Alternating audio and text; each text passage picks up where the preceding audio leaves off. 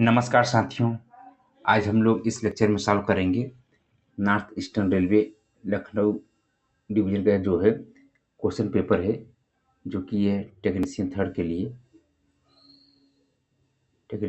लिए साथियों जो है limited department competitive examination 25% talent quota के थ्रू जो है एग्जाम कंडक्ट कराया गया था 25 फरवरी 2026 को। और साथियों इस क्वेश्चन पेपर में टोटल जो है 110 क्वेश्चन आए हुए थे, जिसमें कैंडिडेट को जो है 100 क्वेश्चन का जवाब देना था और प्रत्येक क्वेश्चन जो है 1 मार्क्स का था। टाइम ड्यूरेशन साथियों जो है 2 घंटे का था और इसमें जो नेगेटिव मार्किंग था 1/3 था। क्योंकि साथियों कंप्यूटर बेस्ड एग्जाम हुआ है तो इसमें इनिशियल का डिटेल नहीं है। चलिए साथियों स्टार्ट करते हैं पहले क्वेश्चन से। जैसा कि पहले क्वेश्चन पूछ रहा है, speed potential of LHB coach का स्पीड पोटेंशियल कितनी होती है। साथियों इसकी एलएचबी कोच का जो स्पीड पोटेंशियल होता है 160 केएमपीएच यानी 160 केएमपीएच, इसको अपग्रेड करके 200 केएमपीएच तक चलाया जा सकता है। तो ऑप्शन का जो है 1 का यहाँ पे बी करेक्ट है।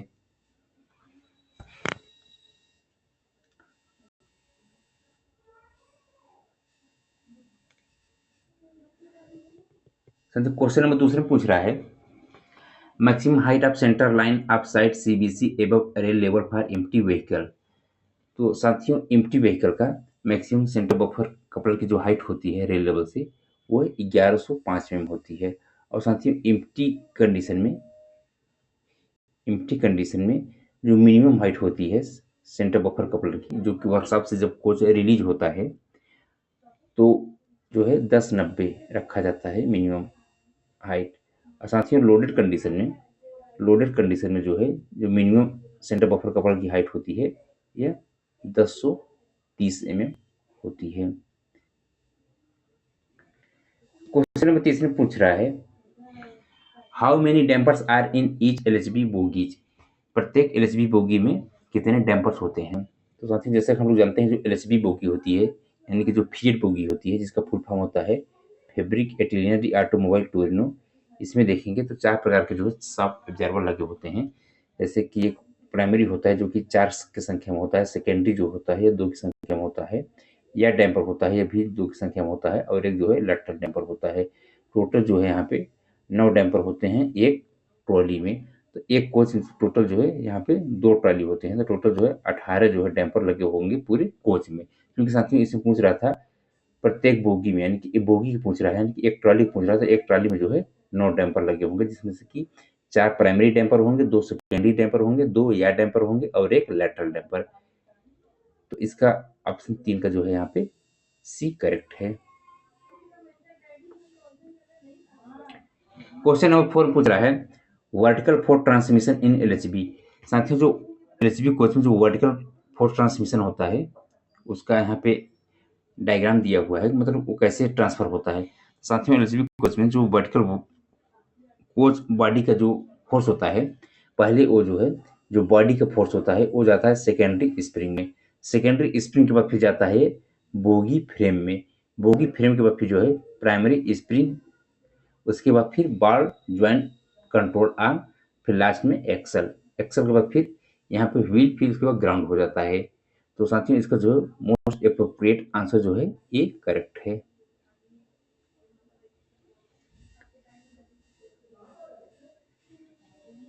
क्वेश्चन नंबर 5 पूछ रहा है, LHB coupler have adequate strength for. LHB coupler की ताकत कितनी होती है वो पूछ रहा है। तो साथियों जैसे हम लोग जानते हैं कि जो एलएचबी कुछ होता है इसमें जो है जो कपलर होता है वो high tensile centre buffer coupler होता है। तो इसकी जो यहाँ पे ताकत जो होती है, तो साथियों ये जो टेस्ट किया गया है कि satisfactory hauling of a train of 26 coach at 120 kmph। Option का जो है 5 का यहाँ पे बी करेक्ट होगा। 26 कोच वाली ट्रेन को 120 किलोमीटर की स्पीड से खींचने के लिए इसमें जो है कपलर में इतनी ताकत होती है। तो 5 का जो है ऑप्शन यहाँ पे बी करेक्ट होगा।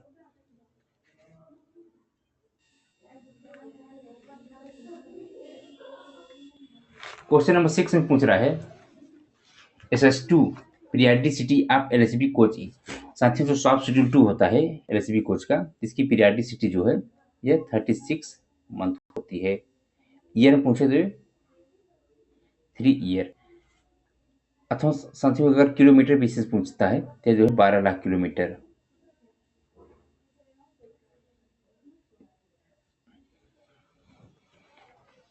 अब यहाँ पे साथियों हम लोग एक बार डिस्कस कर ले रहे हैं कि जैसे कि जो सॉफ्ट शेड्यूल होते हैं यहाँ पे देखेंगे, सॉफ्ट शेड्यूल 1 होता है, soft schedule 2, soft schedule 3।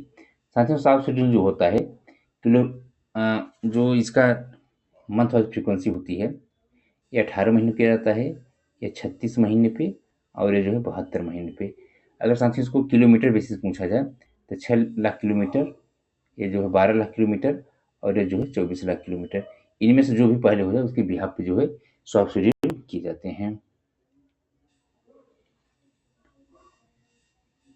Question number 7 पूछ रहा है, बीपीसी या coaching train after pit maintenance can be percentage. साथियों कोचिंग ट्रेन का जो ब्रेक पावर सर्टिफिकेट होता है आफ्टर पिट मेंटेनेंस, ये जो है 100% होना चाहिए। 7 का जो है ऑप्शन डी करेक्ट है। क्वेश्चन नंबर 8 पूछ रहा है, what is the wheel base of LHB bogie. LHB bogie का जो है व्हील बेस कितना होता है। साथियों जो एलएचबी बोगी का जो व्हील बेस होता है ये 2560 इसकी जो है व्हील बेस होता है। आईसीएफ क्वेश्चन अगर पूछ लिया, व्हील बेस जो है 2896 जो है आईसीएफ कोच का होता है। वंदे भारत में साथियों जो व्हील बेस होता है ये 2700 जो है वंदे भारत में होता है। और साथियों जो कैसना बोगी होती है इसका जो व्हील बेस होता है 2000 प्लस माइनस 5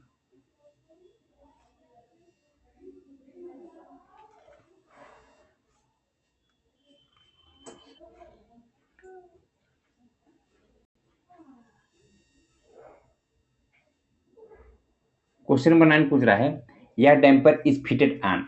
यह डैम्पर जो होता है वो कहाँ फिट होता है। तो साथियों जो यह डैम्पर होता है ये अंडर फ्रेम और बोगी फ्रेम के बीच में ये कनेक्ट करता है, यानी कि कार बॉडी और बोगी को जो है कनेक्ट करता है। 7 का जो है ऑप्शन यहाँ पे डी करेक्ट है।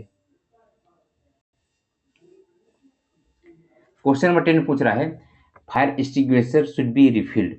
तो फायर एक्सटिंग्विशर होता है इसको कितने समय अंतराल बाद इसमें रिफिलिंग की जाती है।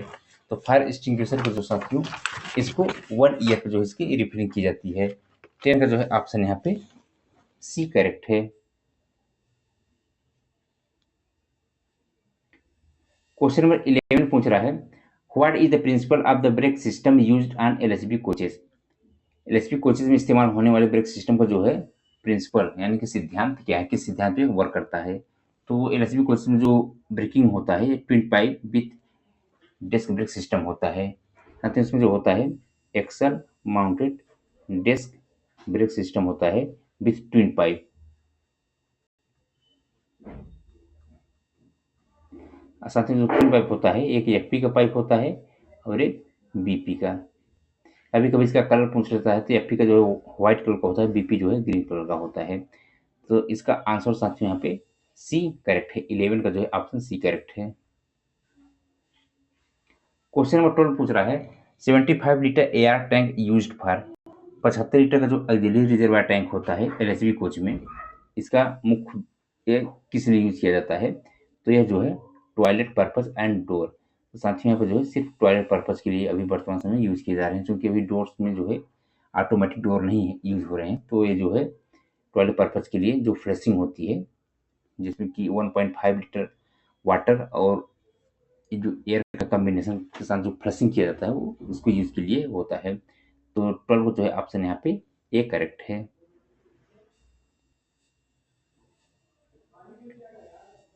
क्वेश्चन नंबर 13 पूछ रहा है, bore size of main BP and FP pipe is. तो बीपी और एफपी पाइप जो होता है इसका बोर साइज कितना होता है। तो साथियों यहाँ पे जो है बीपी और एफपी पाइप का जो बोर साइज होता है ये 25 होता है। और यहाँ पे देखेंगे तो जो 25 होता है ये आईसीएफ के लिए होता है, यानी जो आईसीएफ कोच होता है उसका जो बीपी और एफपी पाइप है वो 25 का होता है।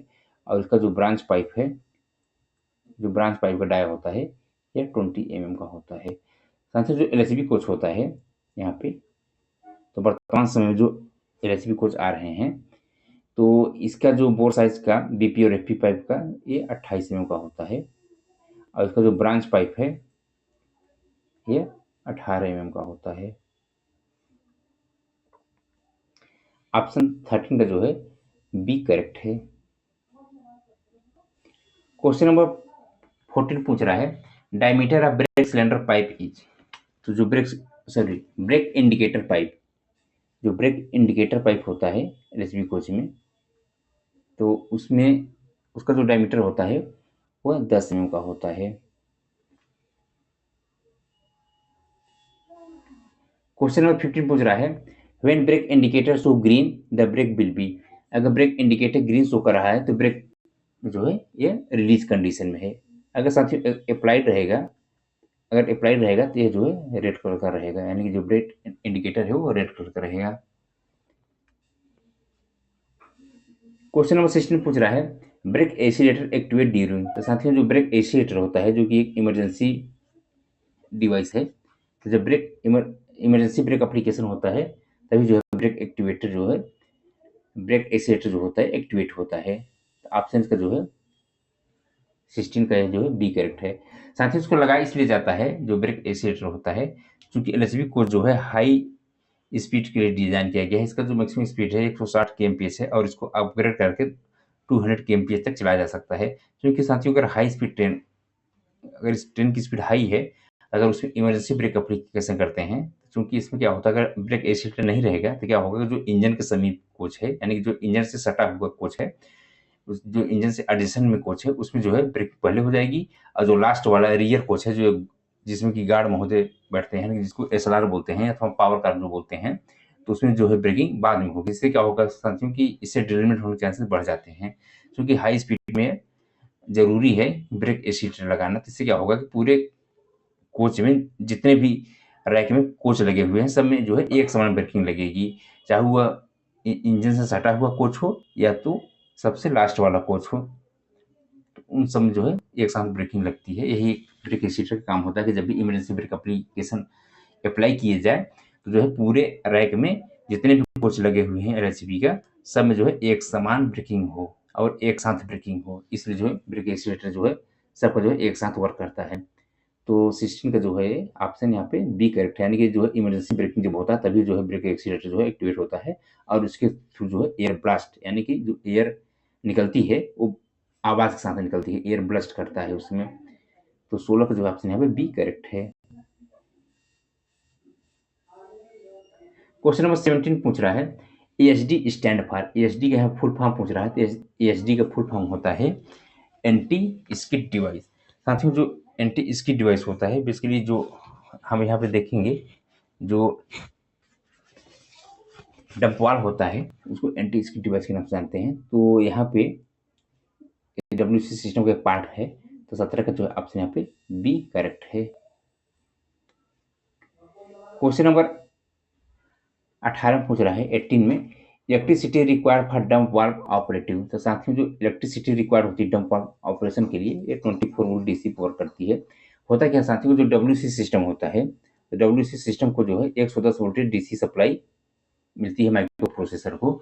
फिर जैसे ही जब command signal micro processor dump valve को देता है, क्योंकि साथियों डंप वाल्व का मेन काम होता है कि पूरे जो चारों एक्सल लगे होते हैं चारों एक्सल की जो है स्पीड जो है वह एक समान रहे। अगर किसी में स्पीड डिफरेंस होता है तो तुरंत जो है डंप वाल्व एक्टिवेट हो जाता है। और जो डब्ल्यूसी सिस्टम है यानी जो मदरबोर्ड है उसको कमांड सिग्नल देता है और जो कमांड सिग्नल देता है वो पल्स के फॉर्म में देता है और जो पल्स होता है साथियों वो 24 वोल्टेज डीसी होती है। ठीक है, यानी कि जो डंप वाल्व को सप्लाई जाती है, जो डब्ल्यूसी सिस्टम उसको पल्स के फॉर्म में भेजता है वो 24 वोल्टेज डीसी सप्लाई होती है। कहीं कहीं साथियों इसका ऑप्शन जो है 110 वोल्टेज डीसी दे देता है तो जो है गलत रहता है, क्योंकि डंप वाल्व को सप्लाई 24 वोल्टेज डीसी मिलती है और जो 110 वोल्टेज डीसी मिलती है ये डब्ल्यूसी सिस्टम को मिलती है। 18 का जो है ऑप्शन यहाँ पे सी करेक्ट है। क्वेश्चन नंबर 19 में यहाँ पूछ रहा है the 99 code shown on micro processor means. अगर डब्ल्यूसी सिस्टम का जो माइक्रो प्रोसेसर है उसका जो 7 सेगमेंट डिस्प्ले है, तो अगर उसमें जो है 99 कोड शो कर रहा है तो इसका मतलब जो है सिस्टम जो है परफेक्टली वर्किंग है, यानी परफेक्टली जो है ओके है, उसमें किसी भी प्रकार का फॉल्ट नहीं है। तो ऑप्शन यहाँ पे जो है 19 का ए करेक्ट है। क्वेश्चन नंबर 20 पूछ रहा है condemning limit of brake pad in LHB. साथियों जो एलएचबी कोच होता है तो उसमें जो ब्रेक पैड लगा होता है, तो अगर यह नया रहेगा तो ये जो है 35 mm का होता है, और साथियों जब घिस जाता है तो जो घिस करके जब 7 mm बचता है तो उसके इसमें क्या करते हैं, कंडम कर देते हैं। तो कंडेमिंग साइज पूछ रहा है तो कंडेमिंग साइज इसका जो है 20 का जो है ऑप्शन बी करेक्ट है। क्वेश्चन नंबर 21 पूछ रहा है what are main advantage to adopt disc brake system on LHB coaches.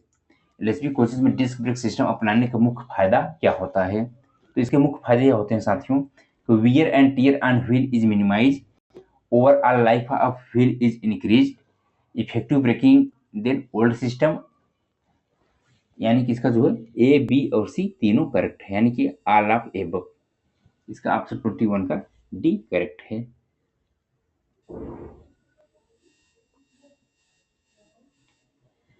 Question number 22 पूछ रहा है which type of CVC is fitted in LHB coaches. साथियों एलएचबी कोचेज में जो सीवीसी फिटेड होती है वो association of American railroad का high tensile centre buffer coupler होता है, जिसमें जो कि एंटी क्लाइविंग फीचर होता है। यानी कि जब भी कोच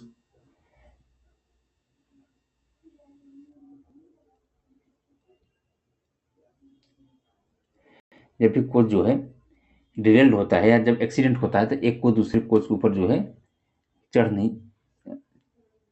पाते एंटी क्लाइविंग फीचर होने की वजह से। क्योंकि साथियों इस सीबीसी में देखेंगे तो बिंग पॉकेट और गार्ड आर्म होता है जो कि एंटी क्लाइविंग फीचर होता है, और इसका मेन काम ये होता है कि जो एक्सीडेंट के दौरान एक कोच दूसरे कोच के ऊपर जो है चढ़ नहीं पाते हैं, ठीक है, जिससे कि कैजुअलिटी बहुत कम होती है।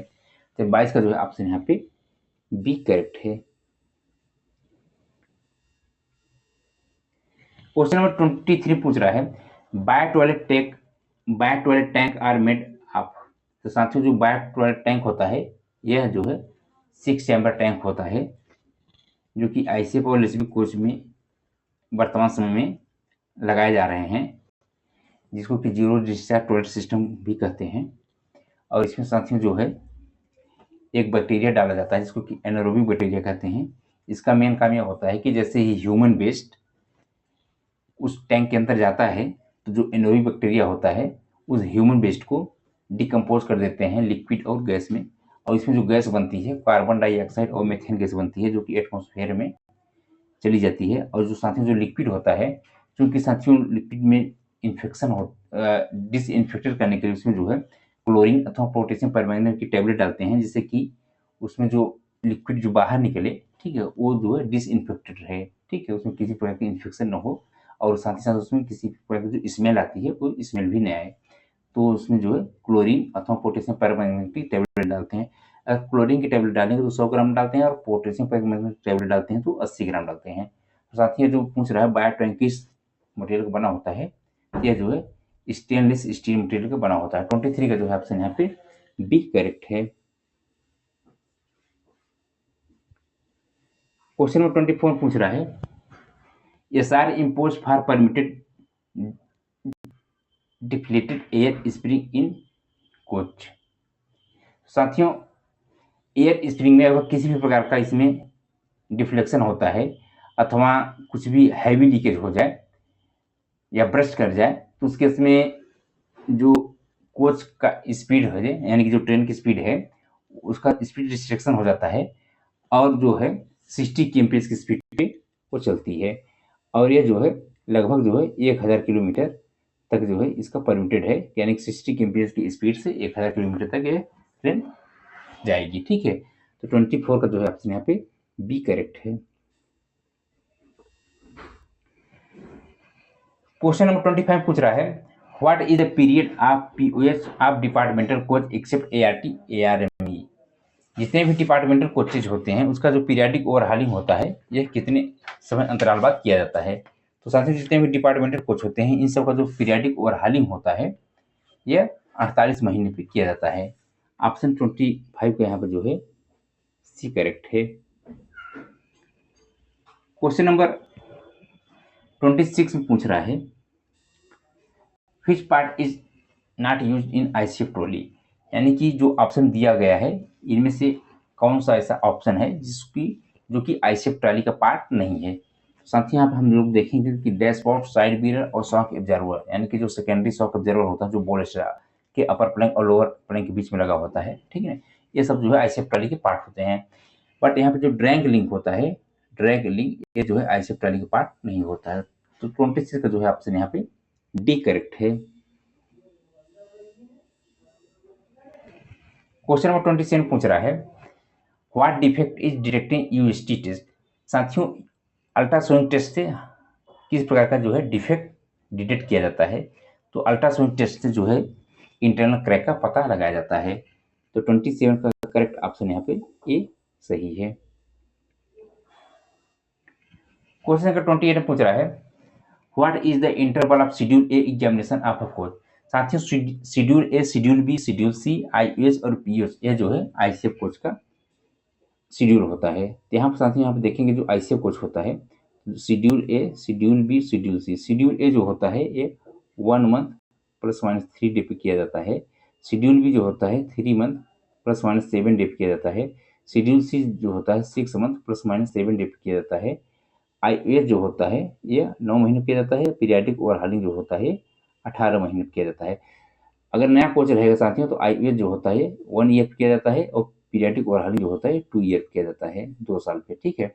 बट वर्तमान समय में जो है साथियों जनवरी 2018 से जो आईसीएफ कोच का जो मैन्युफैक्चरिंग है बंद हो गया है, तो वर्तमान समय में जो है नए आईसीएफ कोच नहीं आ रहे हैं। तो इसकी जो है सब्सिक्वेंट जो होता है यानी कि आईयूएस जो है 9 महीने पे और पीरियाडिक ओवरहालिंग जो है 18 महीने पे होता है, ठीक है।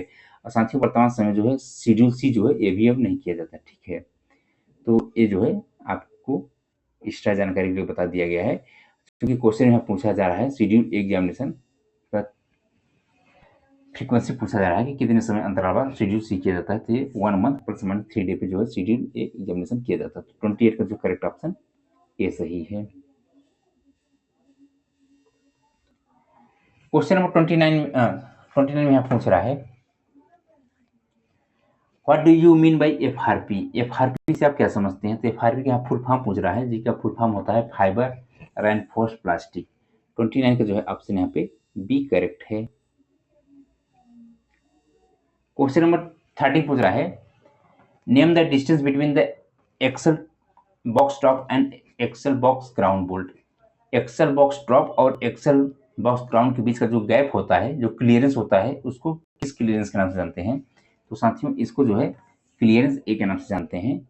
ये जो होता है एक्सल बॉक्स टॉप और एक्सल बॉक्स ग्राउंड के बीच का जो गैप होता है उसको ए क्लियरेंस कहते हैं। ऑप्शन इसका ए करेक्ट है। क्वेश्चन नंबर यहाँ 13 पूछ रहा है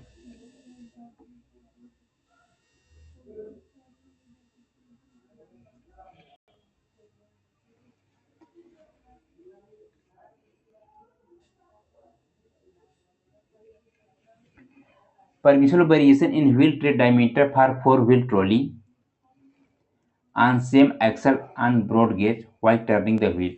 साथियों सेम एक्सल चाहे वह कोचेज हो अथवा वैगन हो अथवा इंजन हो लोकोमोटिव, सब में जो है सेम एक्सल में जो व्हील डायमीटर का वेरिएशन होता है व्हील टर्निंग के दौरान 0.5 mm से ज़्यादा नहीं होना चाहिए। 31 का जो है ऑप्शन ए करेक्ट है। क्वेश्चन नंबर यहाँ पे 32 पूछ रहा है lateral movement of wheel are controlled by. पहियों का जो लेटरल मूवमेंट होता है किसके द्वारा जो है नियंत्रित किया जाता है, तो जो है एक्सल गाइड के द्वारा जो है नियंत्रित किया जाता है। ऑप्शन यहाँ पे जो है 32 का ए करेक्ट है।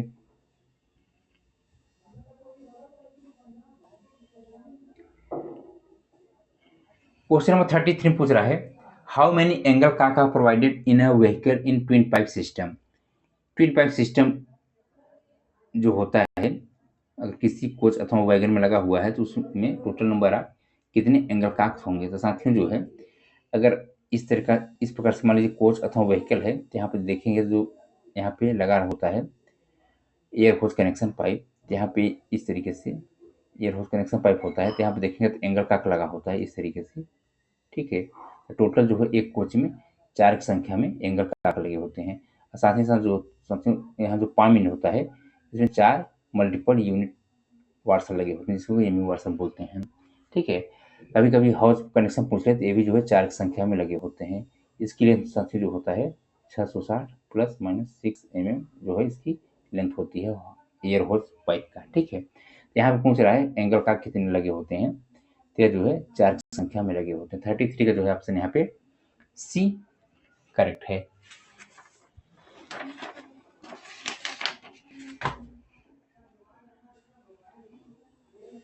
क्वेश्चन नंबर 34 पूछ रहा है when brake is manually release by QRB which pressure will be bent out. साथियों यहाँ पे जो क्विक रिलीज वाल्व है, क्यूआरबी कभी कभी फुल फॉर्म पूछ लेता है, इसका फुल फॉर्म होता है क्विक रिलीज वाल्व। और साथ ही जो क्विक रिलीज वाल्व को जब पुल करेंगे या जब आप खींचेंगे तो इसमें होता क्या है कि जो सीआर का प्रेशर होता है वो धीरे धीरे ड्रॉप होने लगता है। जैसे जैसे सीआर का प्रेशर ड्रॉप होने लगता है तो एक समय ऐसा आता है कि जो बीपी और सीआर का प्रेशर डिफरेंस है, यहाँ पे देखेंगे तो बीपी और सीआर का जो प्रेशर डिफरेंस इसको ऑपरेट कर देने पे सीआर का प्रेशर ड्रॉप होने लगता है।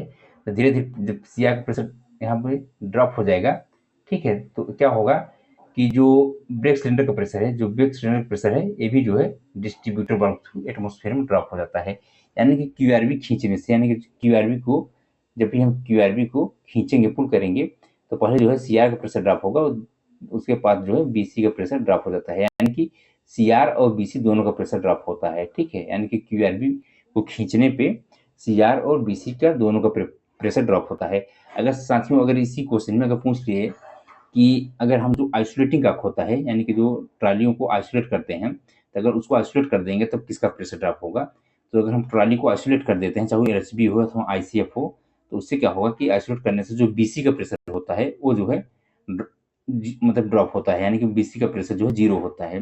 बट सीआर का प्रेशर उससे 0 नहीं होता है आइसोलेटिंग का को आइसोलेट करने पे। बट क्यूआरबी खींचने से जो है सीआर और बीसी दोनों का प्रेशर जो है निकल जाता है, यानी कि निकल जाएगा, बेंट आउट हो जाएगा। तो इस ऑप्शन में जो है यहाँ पे सीआर और बीसी दोनों होना चाहिए, ऐसा ऑप्शन में कहीं दिया नहीं है। ठीक है ना, क्योंकि इसका जो है सीआर और बीसी दोनों होगा।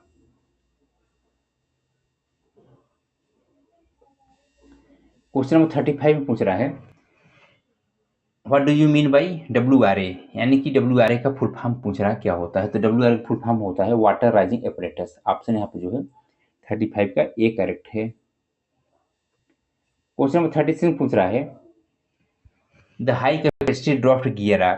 तो जो भी ऑप्शन दिया हुआ है साथियों, तो इसमें देखेंगे तो मार्क 50 और RF 361 जो है ये हाई कैपेसिटी ड्राफ्ट गियर होते हैं। 36 का ऑप्शन यहाँ पे बी करेक्ट है। क्वेश्चन नंबर 37 पूछ रहा है the BP pressure in brake van a 56 BOXN wagon load should not be less than. तो साथियों क्या होगा कि अप टू 56 वैगन तक जो बीपी का प्रेशर है, जो लास्ट वैगन है जिसको कि ब्रेक वन बोलते हैं, तो हम देखेंगे जो बीपी का प्रेशर है वो 4.8 kg पर सेंटीमीटर स्क्वायर होगा। ठीक है, और बियॉन्ड अगर 56 से ज़्यादा है रैक, ठीक है ना, तो उस केस में देखेंगे तो जो लास्ट वैगन है, जो ब्रेक वन है, उसमें जो बीपी का प्रेशर होगा यानी कि 4.7 kg पर सेंटीमीटर स्क्वायर का होगा। ठीक है, यानी कि 56 वैगन तक अगर बॉक्सर वैगन के रैक में 56 वैगन है, ठीक है, तो उसमें जो बीपी का प्रेशर होगा लास्ट वाले वैगन में, यानी कि जो ब्रेक वन है, जो ब्रेक वन है, तो उसमें 4.8 kg पर सेंटीमीटर स्क्वायर होगा। अगर 56 से ज़्यादा वैगन है तो लास्ट वाले जो ब्रेक वन है, तो उसमें जो है 4.7 kg पर सेंटीमीटर स्क्वायर का प्रेशर होगा। ठीक है ना, तो यहाँ पर 56 पूछ रहा था, 56 केस में यहाँ पे 4.8 kg पर सेंटीमीटर स्क्वायर प्रेशर रहेगा। 37 का जो ऑप्शन यहाँ पे सी करेक्ट है। क्वेश्चन नंबर 38 पूछ रहा है brake power certificate issued for premium end to end rake will be valid for. तो प्रीमियम एंड टू एंड में जो बीपीसी जारी होती है, इसकी जो वैलिडिटी होती है 12 + 3 डेज। ठीक है ना, 3 डेज जो होता है ग्रेस पीरियड होता है लोडिंग अनलोडिंग के लिए। तो टोटल जो है यहाँ पर 15 दिन का होता है। 38 का जो ऑप्शन यहाँ पे बी करेक्ट है। क्वेश्चन नंबर यहाँ पे जो है हम लोग 39 देखेंगे। Empty load device indicator plate show. साथ ही यहाँ पे देखेंगे तो जो कन्वेंशनल वैगन होते हैं यहाँ पे जो है एम्प्टी लोड डिवाइस होता है, और साथ ही जो कन्वेंशनल वैगन जो होता है उसमें under frame mounted brake cylinder होता है, जिसकी ब्रेक सिलेंडर का जो डायमीटर होता है वो 14 इंच का होता है। ठीक है, 14 इंच का। यहाँ देखेंगे साथियों एक मैनुअल ऑपरेटिंग हैंडल लगा होता है। तो अगर वैगन जो है एम्प्टी कंडीशन में है तो इसको जो है येलो की तरफ कर देते हैं, ठीक है ना। और वैगन अगर लोडेड है तो इसको ऑपरेटिंग हैंडल को जो मैनुअली जो है ब्लैक की तरफ कर देते हैं। इससे होता है साथियों को जो वैगन में ब्रेक पावर का जो रेशियो है वह ढंग से प्रॉपर ढंग से कार्य करता है। अगर साथियों इसमें जो है वैगन जो है एम्प्टी है बट ऑपरेटिंग हैंडल को हम जो है लोडेड की तरफ कर देंगे, यानी ब्लैक की तरफ कर देंगे, इससे जो है ब्रेक बाइंडिंग होने के चांसेस बढ़ जाते हैं। इसलिए ध्यान रखना पड़ता है कि वैगन जो है एम्प्टी है अथवा लोडेड है, ठीक है ना, उसके अकॉर्डिंग जो है ऑपरेटिंग हैंडल से एम्प्टी लोड जो डिवाइस होता है उसका जो है हैंडल चेंज करते हैं। ठीक है, अगर एम्प्टी रहेगा तो येलो की तरफ और लोडेड रहेगा तो क्या है इसको ब्लैक की तरफ करेंगे। इसका आपके साथ में जो पिस्टन स्ट्रोक होता है, क्योंकि नॉर्मली जितने भी कन्वेंशनल वैगन होते हैं तो इनके जो पिस्टन स्ट्रोक होते हैं 85 प्लस माइनस 10 में एम्प्टी कंडीशन में होता है, 130 प्लस माइनस 10 में जो है लोडेड कंडीशन में होता है। तो अगर एम्प्टी की तरफ रहेगा तो उसका जो पिस्टन स्ट्रोक रहेगा 85 प्लस माइनस 10, लोडेड की तरफ रहेगा तो 130 प्लस माइनस 10 रहेगा। ठीक है, तो इसका जो है ऑप्शन जो है यहाँ पे ये करेक्ट है।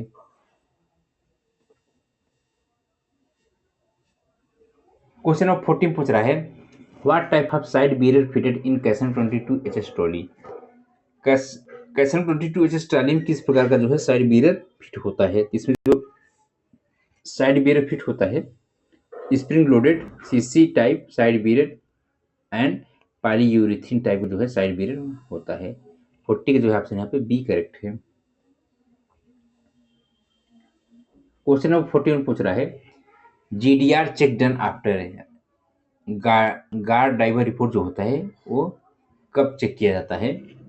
तो साथियों जो गार्ड ड्राइवर रिपोर्ट होता है चेक किया जाता है आफ्टर लोडिंग और back loading of rake, after tripling operation, after a rake has been stable for more than 24 hours. यानी कि उपरोक्त तीनों केस में जो है GDR चेक किया जाता है। 41 को जो है ऑप्शन यहाँ पे टी करेक्ट है। क्वेश्चन नंबर 42 पूछ रहा है GDR memo must be prepared in. तो GDR मेमो जो प्रिपेयर किया जाता है इसको 3 कॉपी में प्रिपेयर किया जाता है, 3 कॉपी में। 42 का जो है ऑप्शन यहाँ पे सी करेक्ट है। क्वेश्चन नंबर 43 में यहाँ पूछ रहा है which gauge must not be use if loco knuckle is below coach नक्कल। इसमें से कौन सा गेज यूज नहीं करते अगर लोको का नक्कल जो है ये बिलो होता है कोच नक्कल से। तो इसमें जो है यहाँ पे देखेंगे तो हाई डिफरेंस गेज जो है यूज नहीं करते। ठीक है ना, 43 का जो है ऑप्शन यहाँ पे ये करेक्ट है। क्वेश्चन नंबर 44 पूछ रहा है which gauge check contour wear on coupler. कौन सा गेज कपलर का कंटूर वियर चेक करता है। तो यह जो है मेंटेनेंस कंटूर गेज जो है की सहायता से हम लोग जो है इसको चेक करते हैं। 44 का जो है ऑप्शन ए करेक्ट है। 45 पूछ रहा है which gauge family is essential for CBC checking on LHB coaches. कौन सा गेज कपलर यहाँ पे पूछ रहा है कि which gauge family is essential for CBC checking on LHB coaches. साथ ही इसमें जो है coupler contour and limit gauge, option इसका जो है बी करेक्ट है। क्वेश्चन नंबर 46 में यहाँ पे पूछ रहा है what does term gauge refer to. Gauge शब्द का क्या मतलब होता है। तो गेज शब्द का जो मतलब होता है distance between two running rail heads. साथियों जैसा कि हम लोग जानते हैं कि जो ब्रॉड गेज होता है यहाँ पे ब्रॉड गेज हो गया, मीटर गेज हो गया, नैरो गेज हो गया, ठीक है, लाइन नैरो गेज हो गया। तो बेसिकली ये जो गेज होता है क्या रिफर करता है, तो यह रिफर करता है distance between two running rail edge, दोनों रेल किनारों के बीच की जो दूरी होती है उसको गेज कहते हैं। 46 का जो है आपसे यहाँ पे बी करेक्ट है, 46 का बी करेक्ट है। यहाँ पे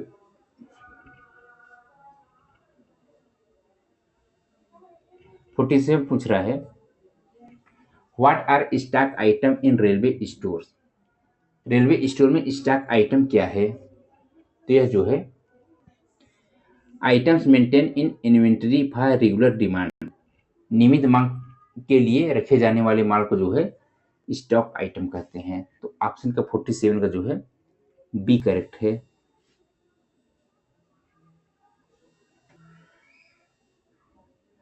क्वेश्चन नंबर 48 पूछ रहा है which item is generally not stock regularly, कौन सा आइटम सामान्यतः नियमित रूप से स्टॉक नहीं किया जाता है। तो इस जो ऑप्शन दिया गया है साथियों, इस ऑप्शन के अकॉर्डिंग जो है हम लोग देखेंगे, इसमें जो है रियर और ओकेशनल रिक्वायरमेंट आइटम, यानी कि ऐसे आइटम जो कि दुर्लभ अथवा औसरिक आवश्यकता वाले सामान हो, यानी कि जो बहुत रेयर केसेस में यूज किए जाते हैं, ठीक है, तो उन सबको जो है स्टॉक करने की जरूरत नहीं होती, उनको जब जरूरत पड़ेगी तभी जो है उसको मंगा लिया जाता है, यानी कि लोकल परचेज कर लिया जाता है। 48 का जो है ऑप्शन यहाँ पे बी करेक्ट है।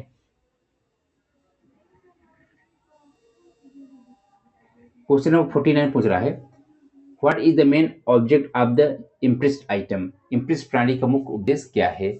तो इसका जो मुख्य उद्देश्य है कंट्रोल एक्सपेंडिचर ऑन मटेरियल, यानी माल पर खर्च का नियंत्रण करना, इसका जो है मुख्य उद्देश्य होता है। ऑप्शन इसका जो है 49 का बी करेक्ट है।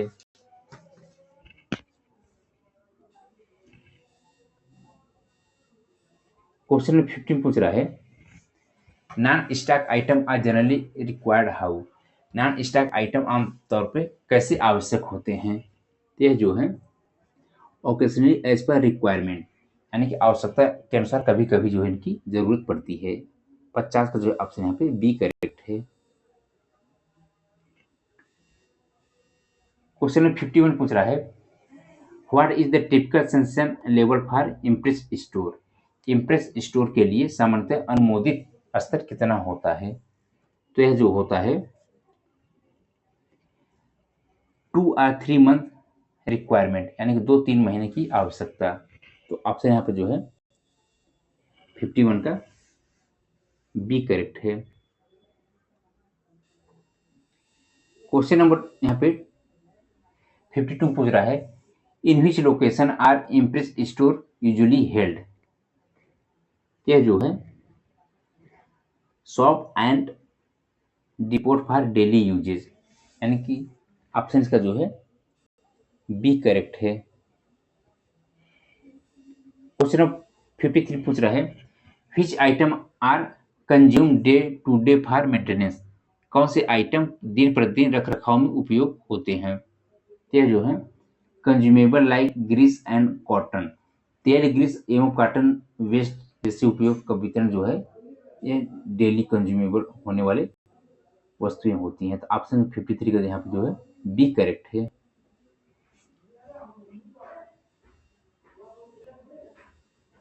क्वेश्चन 54 में आप पूछ रहा है यहाँ पे what does the impress schedule show, impress schedule क्या दिखाता है। तो यहाँ पे जो है इम्प्रेस शेड्यूल जो होता है quantity of item to be held as impressed, option 54 का जो है यहाँ पे बी करेक्ट है।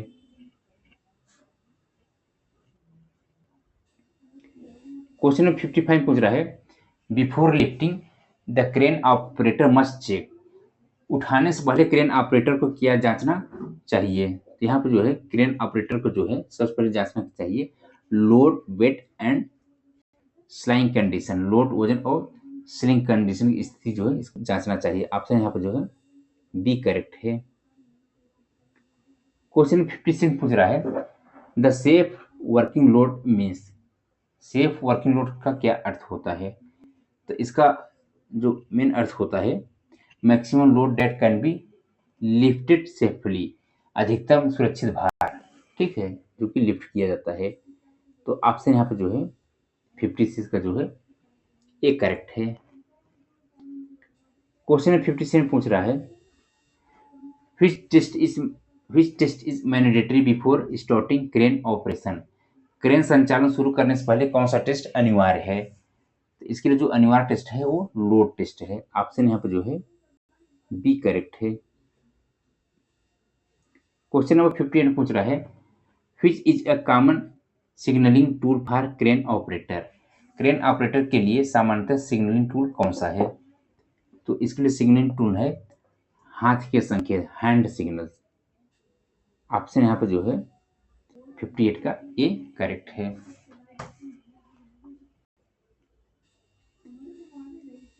क्वेश्चन नंबर 59 पूछ रहा है a cranes load chart show.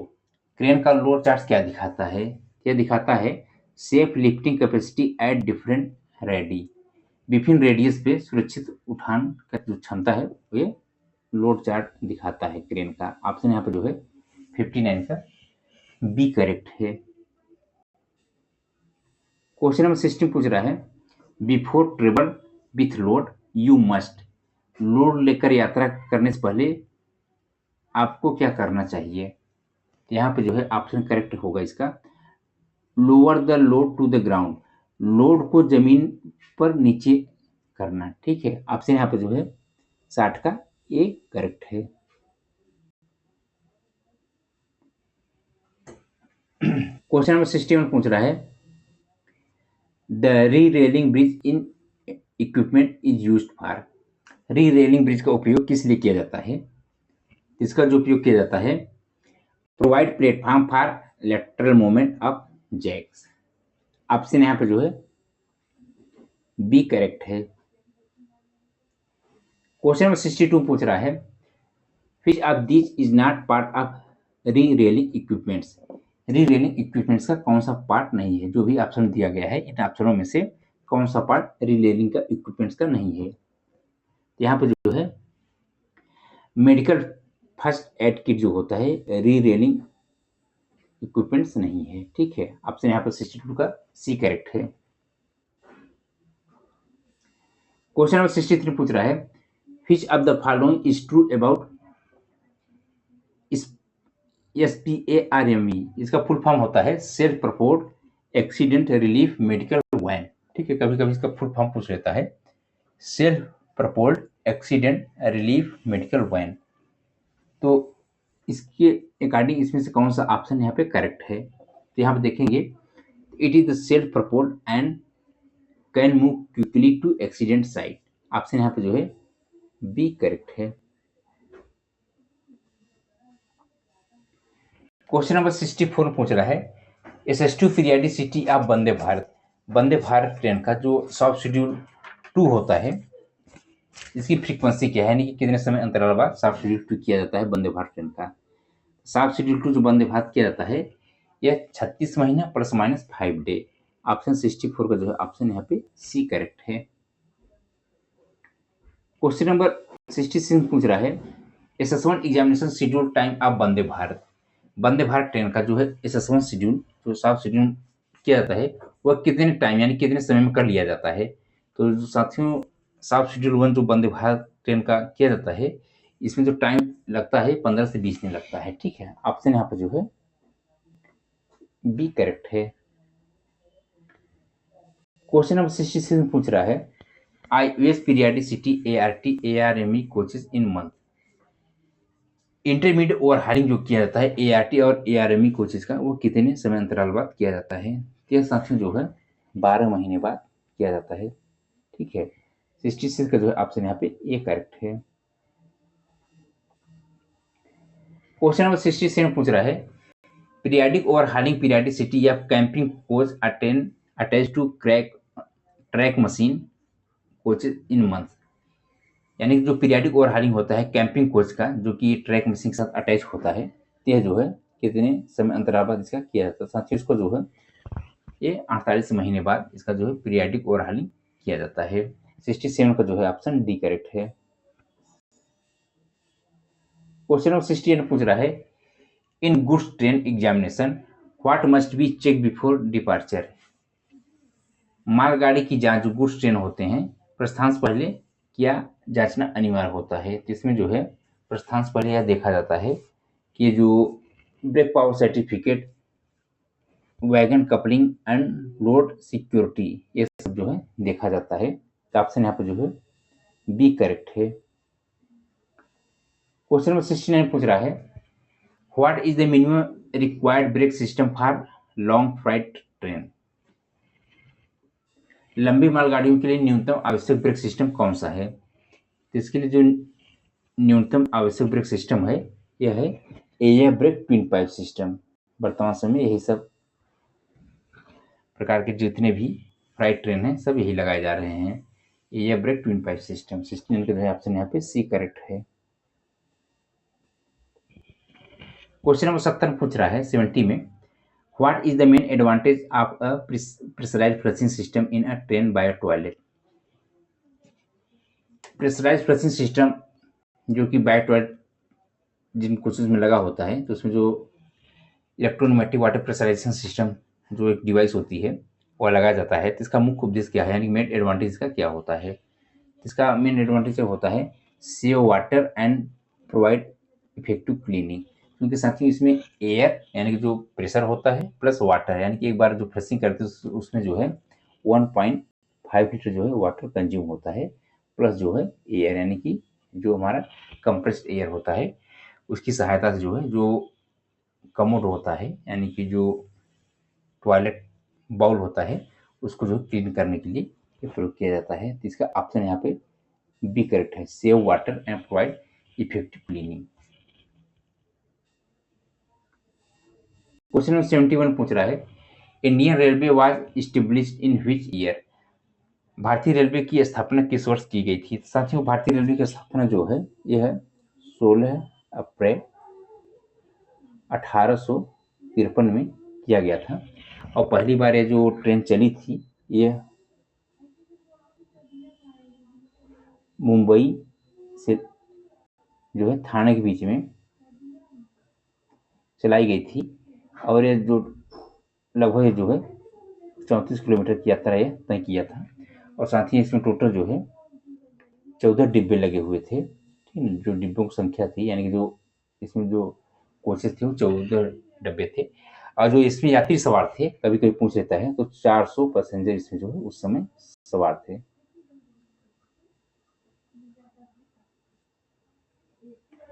तो इसका करेक्ट आंसर यहाँ पे जो है 1853, 71 का जो है बी करेक्ट है। क्वेश्चन नंबर 72 पूछ रहा है, what is the gauge used on most Indian railway routes. साथियों भारतीय रेलवे में सबसे अधिक किस गेज का प्रयोग किया जाता है। तो साथियों जो ब्रॉड गेज है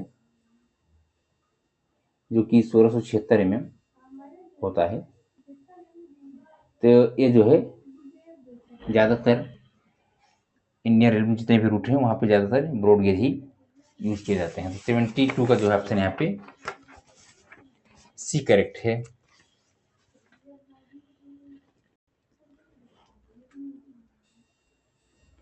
क्वेश्चन नंबर 73 पूछ रहा है, which city has the first railway station in India. तो साथियों पहली बार ट्रेन मुंबई से थाने के बीच में चली थी, जाहिर सी बात है पहली बार जो स्टेशन बना था वो मुंबई में ही बनेगा। ठीक है, आपसे यहाँ पे जो है 73 का सी करेक्ट है। क्वेश्चन 74 पूछ रहा है, which is the longest railway platform in India. तो साथियों जो ऑप्शन दिया गया है, ठीक है, ये जो ऑप्शन दिया गया है इस ऑप्शन के अकॉर्डिंग जो है आप लोग यहाँ गोरखपुर कर लीजिएगा। ठीक है ना, क्योंकि जो ऑप्शन दिया गया है इस ऑप्शन में जो है पहले खड़गपुर था, ठीक है ना, खड़गपुर के बाद फिर जो गोरखपुर हो गया लॉन्गेस्ट। ठीक है, अब वर्तमान समय में अगर पूछा जाए, क्योंकि ये ऑप्शन में नहीं दिया हुआ है, ठीक है ना, वर्तमान समय साथ में जो हुबली स्टेशन है, ठीक है, हुबली स्टेशन जिसको कि साथियों यहाँ पे इस स्टेशन का एक नाम भी दिया गया है जिसको बोला जाता है श्री श्री सिद्धारूढ़ा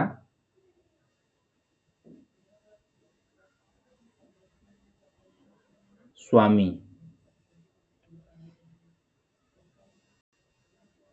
स्वामी रेलवे स्टेशन जो कि साथी हुबली में है। हुबली कहाँ पे है? कर्नाटका में। ठीक है। अब साथियों इसकी जो कभी-कभी पूछ लेता है कि प्लेटफ़ॉर्म की लंबाई कितनी है? तो साथियों इसका जो प्लेटफ़ॉर्म संख्या 8 है, वो जो है उसकी लेंथ जो है ये 1507 मीटर है। ठीक है। यह साथियों इंडिया ही नहीं विश्व का सबसे लंबा प्लेटफ़ॉर्म है। क्वेश्चन नंबर 75 पूछ रहा है, which department maintain coaches in Indian railway?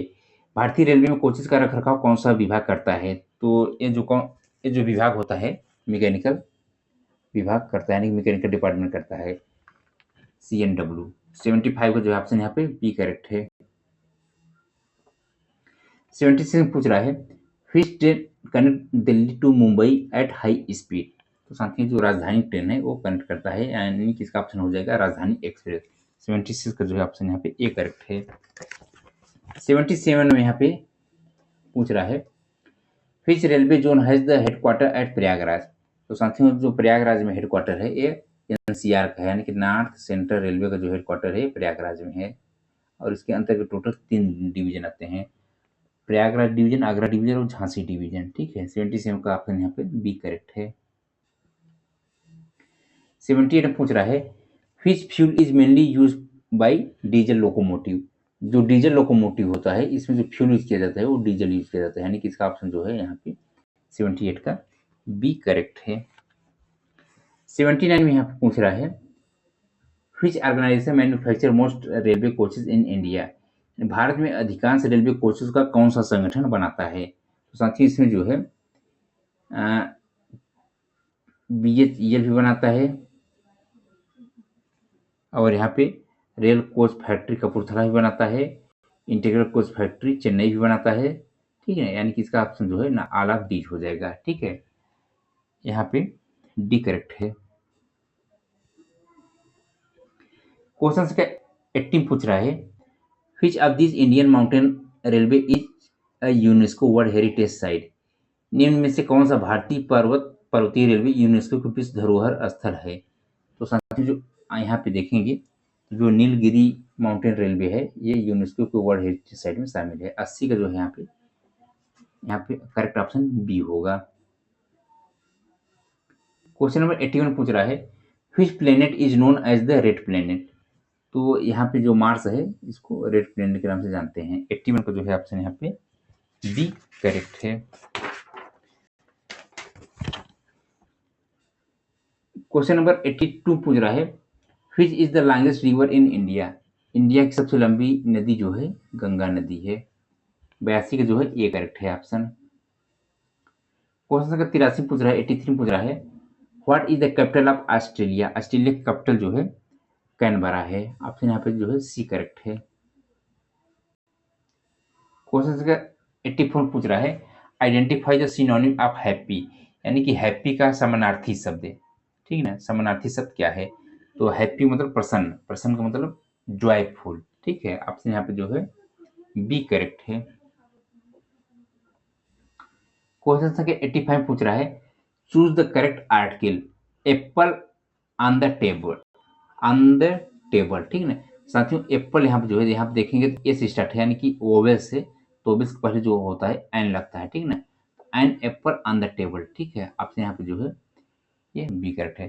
साथियों जो प्रीपोजिशन होता है ये हम क्या प्रोनाउंस कर रहे हैं उसके अकॉर्डिंग ये जो है ए एन और द का प्रयोग किया जाता है। ठीक है ना, यानी कि जो हम प्रोनाउंस करते हैं उसके अकॉर्डिंग जो है आर्टिकल लगाए जाते हैं। तो आपसे यहाँ पे जो 85 का यहाँ पे बी करेक्ट है। क्वेश्चन का 86 पूछ रहा है, what is the chemical formula of water? Water का केमिकल फार्मूला होता है H2O। क्वेश्चन का 87 पूछ रहा है, the purpose by sorry the process by which plant make their food is called? पौधा अपना भोजन कैसे बनाते हैं इसको क्या कहते हैं? तो पौधा जो है अपने जो भोजन बनाते हैं फोटोसिंथेसिस, यानी कि प्रकाश संश्लेषण की विधि से पौधे जो है अपना भोजन बनाते हैं। 87 का जो है ऑप्शन यहाँ पे बी करेक्ट हो जाएगा, फोटोसिंथेसिस। क्वेश्चन संख्या 88 पूछ रहा है, which organ pump blood in the human body? मानव शरीर में इस अंग में रक्त पंप होता है? यह जो है हार्ट में जो है रक्त पंप, यानी कि जो ब्लड पंपिंग करता है वो हार्ट करता है, ठीक है ना। ऑप्शन 88 का जो है यहाँ पे सी करेक्ट है। क्वेश्चन संख्या 89 पूछ रहा है the shortest day and longest night occur on. तो साथियों ये जो है जो विंटर सोल्स्टिक होता है उसमें जो है दिन जो है छोटा होता है और रात लंबी होती है। 89 का जो है ऑप्शन यहाँ पे बी करेक्ट है। क्वेश्चन संख्या 90 पूछ रहा है what is the main source of energy for the earth. तो पृथ्वी के लिए ऊर्जा का मुख्य स्रोत क्या है? तो यहाँ पर जो सोलर एनर्जी है ये ऊर्जा का मुख्य सोर्स है। 90 का जो है ऑप्शन यहाँ पे बी करेक्ट है। क्वेश्चन संख्या 91 पूछ रहा है what type of leave is usually taken when an employee is sick. कर्मचारी बीमार होने पर सामान्यतः कौन सा अवकाश लिया जाता है? तो साथियों जब भी कर्मचारी बीमार होता है तो उसको जो मिलती है हाफ LAP मिलती है, HLAP कहते हैं या LHAP, ठीक है। ऑप्शन यहाँ पे जो है यहाँ पे सिक लीव होगा, इसको सिक लीव को नाम जानते हैं। 91 का जो है ऑप्शन यहाँ पे सी करेक्ट है। क्वेश्चन संख्या 92 पूछ रहा है earn leave is also called. अर्जित अवकाश को क्या कहा जाता है? तो अर्जित अवकाश को क्या कहा जाता है? Privilege leave. 92 का जो है ऑप्शन यहाँ पे ए करेक्ट है। क्वेश्चन संख्या 93 पूछ रहा है which leave is granted for working on a holiday. रविवार अवकाश के दिन काम करने पर कौन सा अवकाश दिया जाता है? साथियों इसमें जो अवकाश दिया जाता है उस अवकाश को यहाँ पे कहते हैं मुआवजा अवकाश, ठीक है ना, जिसको इंग्लिश में कहते हैं कंपनसेटरी ऑफ, ठीक है। आपसे यहाँ पर जो है 93 का बी करेक्ट है।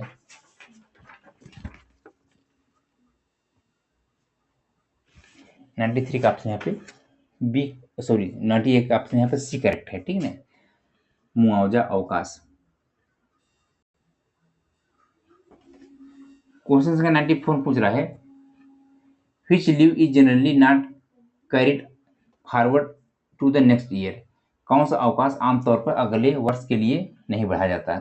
क्योंकि साथियों जो कैजुअल लीव होता है यह ऐड नहीं होता। अगर आप इसको उस वर्ष नहीं ले रहे हैं, यानी जिस वर्ष जैसे कि 2026 चल रहा है, 2026 में जो है जनवरी से या 1 जनवरी से लेकर के 31 दिसंबर के बीच में आपने अगर CL नहीं लिया तो फिर जो है 31 दिसंबर 2026 के बाद यानी कि 1 जनवरी 2027 को फिर ये CL नहीं मिलेगा, यानी कि ऐड नहीं होता, ठीक है। जैसे कि हमारा LAP है या हाफ LAP है तो ऐड हो जाता है, बट ये ऐड नहीं होता, ये लैप्स हो जाएगा, ठीक है।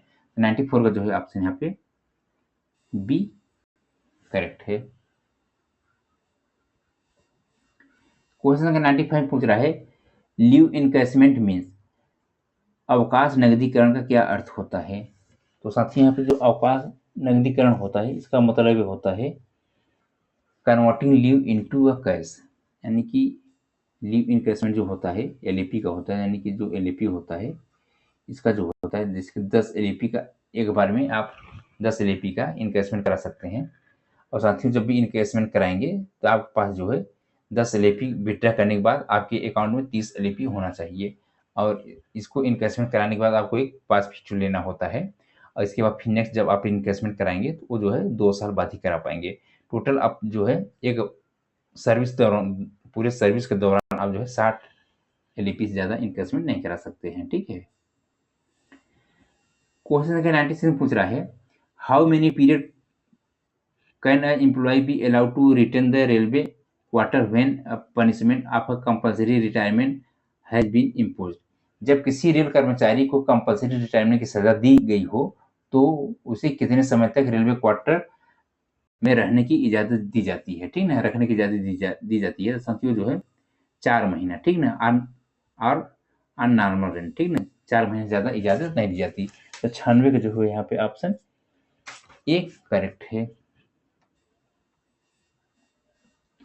क्वेश्चन संख्या 97 में पूछ रहा है in which article of the constitution the principle of natural justice mention, संविधान के किस आर्टिकल में नेचुरल जस्टिस का प्रिंसिपल बताया गया है? तो यह जो है साथियों आर्टिकल 311(2) में बताया गया है। आपसे यहाँ पे जो है सी करेक्ट है। क्वेश्चन का 98 पूछ रहा है A group D employee who has been imposed punishment of removal from service by the assistant engineer can submit his revision to। Group D का कोई कर्मचारी जिसे असिस्टेंट इंजीनियर ने नौकरी से निकालने की सजा दी है, वह अपना रिवीजन कहाँ जमा कर सकता है? तो ये जो है सीनियर डीएमई या सीनियर डीई, ठीक है ना, उनके पास है। क्योंकि अगर मैकेनिकल डिपार्टमेंट का है तो यहाँ पे जैसे कि सीनियर डीएमई होंगे, ठीक है ना। ऑप्शन यहाँ पे 98 का जो है ऑप्शन बी करेक्ट है, फायर मैकेनिकल डिपार्टमेंट। क्वेश्चन संख्या 99 पूछ रहा है which form is issued for a common proceeding in discipline appeal rule proceeding. साथ ही इसमें जो कॉमन प्रोसीडिंग के लिए है वो फॉर्म नंबर 10 है, यानी कि 99 का जो है ऑप्शन यहाँ पे डी करेक्ट है। क्वेश्चन संख्या 100 पूछ रहा है who is the supreme disciplinary authority. Supreme disciplinary authority कौन है? तो यहाँ पे देखेंगे साथियों जो सुप्रीम डिसिप्लिनरी अथॉरिटी है ये जो है प्रेसिडेंट ऑफ इंडिया। ऑप्शन यहाँ पे जो है सी करेक्ट है।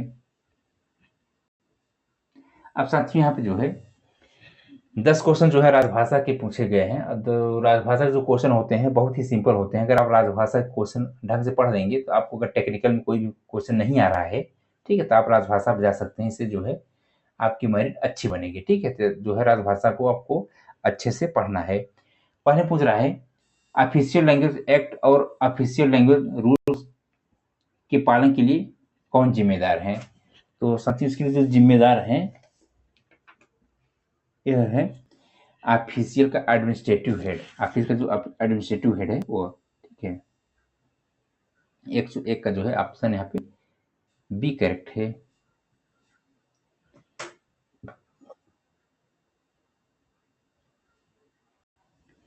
एक 102 पूछ रहा है ऑफिशियल भाषा नियमों की कुल कितनी संख्या है?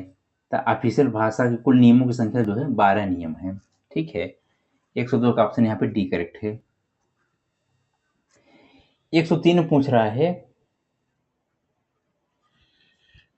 ऑफिशियल लैंग्वेज रेगुलेशन 1968 किस हाउस ने पास किया था? साथियों इसको जो है दोनों हाउस ने मिलकर पास किया था, लोकसभा और राज्यसभा। ऑप्शन यहाँ पे जो है 103 का सी करेक्ट है।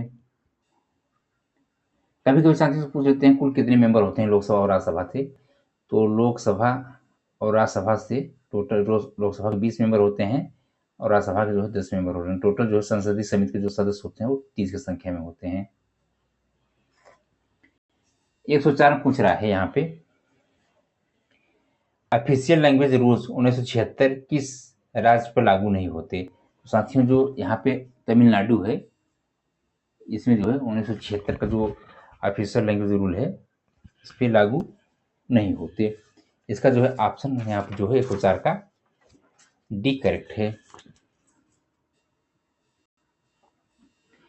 105 पूछ रहा है ऑफिशियल लैंग्वेज रूल्स 1976 के तहत कौन से 3 रीजन क्लासिफाइड हैं? साथियों 3 रीजन जो होते हैं क, ख और ग, यानी कि ए रीजन, बी रीजन और सी रीजन। 105 का जो है ऑप्शन यहाँ पे बी करेक्ट है। 106 पूछ रहा है ऑफिशियल भाषा के इस्तेमाल के मामले में कौन सा राज्य बी रीजन में आता है? तो साथियों यहाँ पे जो है महाराष्ट्र, गुजरात, पंजाब, चंडीगढ़, दादरा नगर हवेली ये सब जो है बी रीजन में आते हैं, ठीक है। दमन दीव ये सब बी रीजन में आते हैं। ऑप्शन यहाँ पे जो है डी करेक्ट है। चंडीगढ़ भी जो है बी रीजन में आता है। 107 पूछ रहा है यहाँ पे ऑफिशियल भाषा के इस्तेमाल के हिसाब से अंडमान निकोबार आइलैंड किस इलाके में आता है? ये जो है क क्षेत्र में आता है, यानी कि रीजन ए में आता है। 108 पूछ रहा है भारत संघ की ऑफिशियल भाषा क्या है? तो भारत संघ की जो ऑफिशियल भाषा है ये हिंदी है। क्वेश्चन संख्या 109 पूछ रहा है 8वीं अनुसूची में कौन सी विदेशी भाषा शामिल है? तो 8वीं अनुसूची में जो विदेशी भाषा शामिल है वो नेपाली है। 109 का जो ऑप्शन यहाँ पे बी करेक्ट है।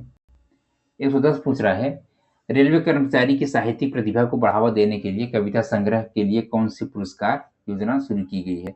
साथियों यहाँ पूछ रहा है कविता संग्रह के लिए, तो कविता संग्रह के लिए जो मिलता है वो मैथिली शरण गुप्त पुरस्कार मिलता है। ऑप्शन यहाँ पे जो है इसका ए करेक्ट है। साथियों कहानी और उपन्यास के लिए जो मिलता है उसको मुंशी प्रेमचंद पुरस्कार मिलता है। ठीक है, तो यहाँ पे जो है इसका आज हम लोगों ने एक कंप्लीट किया है, जो कि north eastern railway Lucknow division में अभी हाल ही में एग्जाम कंडक्ट कराया गया था 25 फरवरी 2026 को। और साथियों अगर इस क्वेश्चन पेपर का आप लोगों को पीडीएफ चाहिए अपने प्रैक्टिस के लिए, तो आप हमारे टेलीग्राम चैनल, जो कि टेलीग्राम चैनल है टीमी CW टेक मैकेनिकल,